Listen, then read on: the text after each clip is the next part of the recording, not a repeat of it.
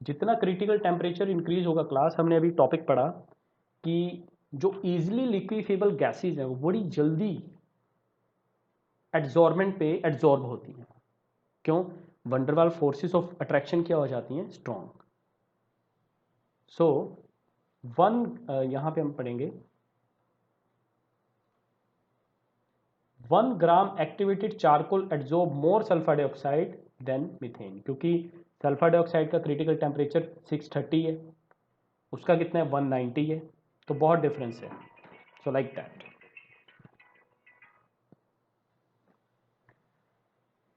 Now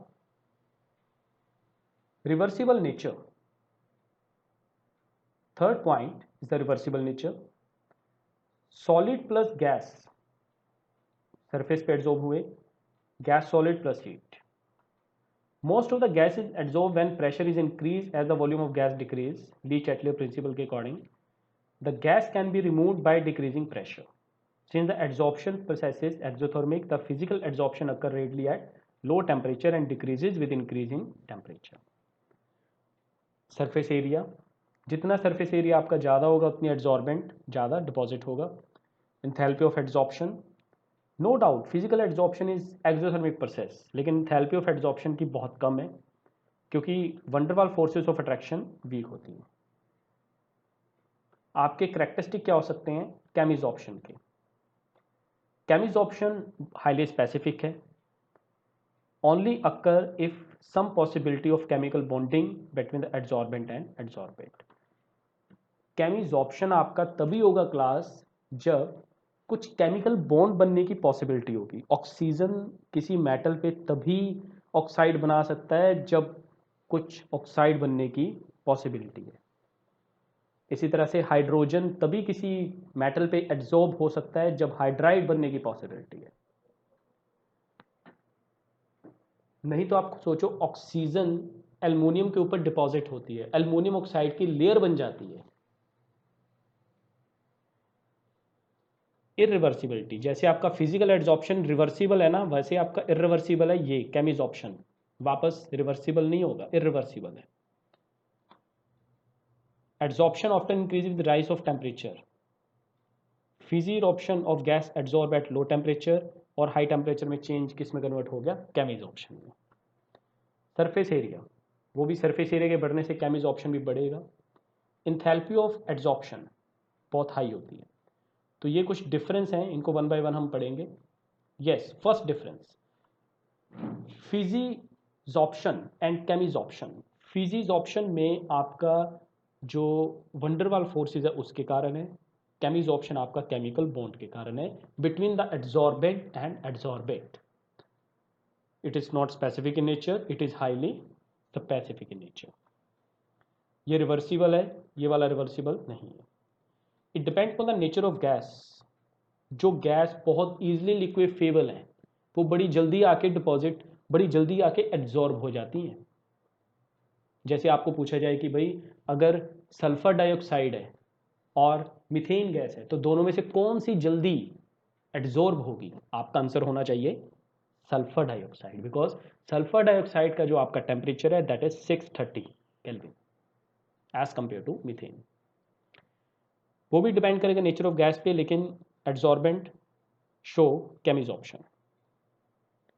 enthalpy of adsorption कम होती है, इसकी ज़्यादा होती है। लो टेम्परेचर फेवरेबल होता है, इसमें हाई होता है।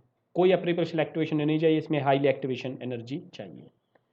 सरफेस एरिया पे भी डिपेंड करता है, ये भी सरफेस एरिया पे डिपेंड करेगा। It result into multi molecular layers on the adsorbent surface under high pressure. It result into unimolecular. देखिए यहाँ पे क्या है कि फिजिक्स ऑप्शन में कई तरह की लेयर बन जाएगी एड्जॉर्बेंट पे। जैसे ये एड्जॉर्बेंट है, यहाँ पे एड्जॉर्बेंट की कई तरह की लेयर बन जाएगी, यहाँ पे सिर्फ सिंगल लेयर बनेगी। So thank you so much class. आप इस लेक्चर को बार बार अटेंड कीजिए, बार बार सुनिए, जो आपके डाउट्स हैं इसको बार बार ऑब्जर्व कीजिए, वीडियो को भी आप बार बार देखिए। आपकी की ही प्रैक्टिस ही आपको अच्छे से इस लेक्चर को अंडरस्टैंड करवाएगी। जो टॉपिक्स आपको पढ़ाए गए हैं इसी के बेस पे ही आपको असाइनमेंट दी जाती हैं, ताकि आप इसके बेस पे आप क्वेश्चन कर सको। सो अगेन हम रिपीट करेंगे कि हमने इस चैप्टर में आज एक्चुअली में किया है। सो स्टार्टिंग से हम देखेंगे। First of all again chapter is surface chemistry, topics cover हुए आपके surface chemistry, adsorption, example of adsorption, distinction between adsorption and absorption, mechanism, physisorption and chemisorption. जैसे ये एड्सॉर्बेट है, कंफ्यूजन नहीं होना है क्लास, दिस इज एड्सॉर्बेट। ये आपके एड्सॉर्बेंट जो मीडियम होता है जिसपे मॉलिक्यूल ऊपर सरफेस पे आते हैं, ये एक तरह से आपका इंटरफेस हो गया।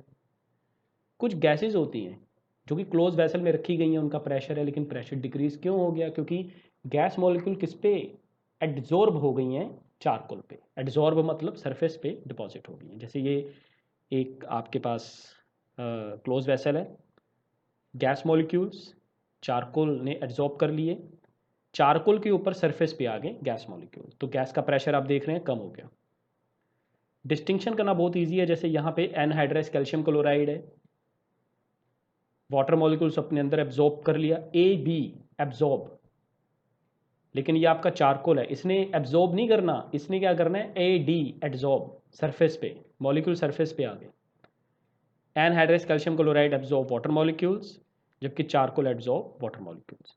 सो students you have to read, self practice, self study, और आप बहुत अच्छे से वीडियोस को देखिए और प्रॉपर अपना हार्ड वर्क कीजिए।